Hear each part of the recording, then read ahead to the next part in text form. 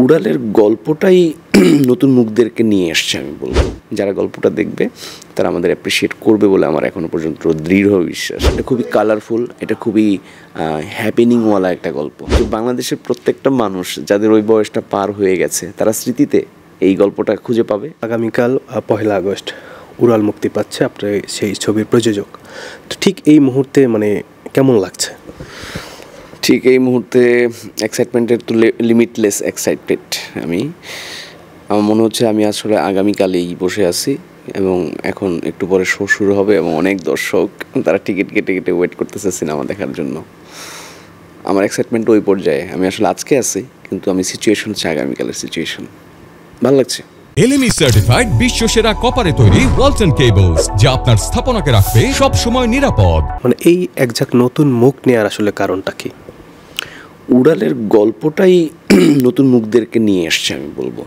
কারণ গল্পটা এত ইনটেক্ট, আপনি ওই ইনটেক্ট গল্পটা বাংলাদেশে এখন যারা পরিচিত মুখ তাদেরকে যদি গল্পে সেট করেন, তাহলে তারা বয়সের দিক থেকে সেই গল্পের যে এজ লিমিটটা সেটা ছাড়িয়ে যায়। তো আপনার সুযোগ নাই, তো সুযোগ তৈরি করতে হবে।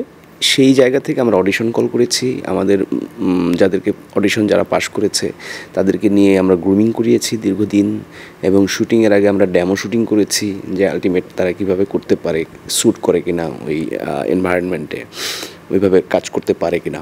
তো এগুলো দেখে পর্যায়ক্রমে আমরা আসলে মেইন শুটিংয়ে গেছি।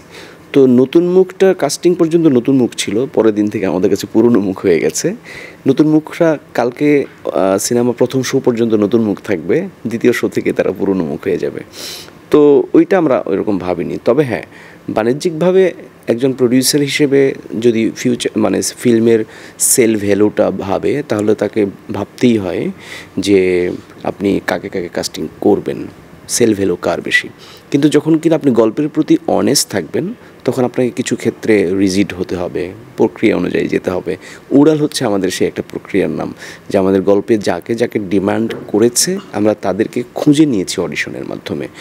আর যারা কিনা এক্সিস্টিং প্রতিষ্ঠিত আর্টিস্ট যারা আছেন তাদেরকে শ্যুট করছিল না আমাদের গল্পে, এই জন্যই নতুন মুখ নিতে হয়েছে। সেটা যদি রিস্ক ফ্যাক্টর হয় আই ডোন্ট মাইন্ড, কিন্তু গল্পটা এত স্ট্রং এবং তারা এত বেশি মানিয়ে গেছে গল্পের মধ্যে যে আমার আর এখন মনে হয় না রিস্ক ফ্যাক্টর। যারা গল্পটা দেখবে তারা আমাদের অ্যাপ্রিশিয়েট করবে বলে আমার এখনো পর্যন্ত দৃঢ় বিশ্বাস। আমিও ঠিক ওই জায়গাটা আসতাম যে আসলে উড়ালের ভিতরে কি এমন আছে যেটা স্ক্রিপ্টটা পড়ার পরে মনে হয়েছে যে না, এই ছবিটা হওয়া উচিত বা আমি প্রযোজক হব। কি আছে এর ভিতরে?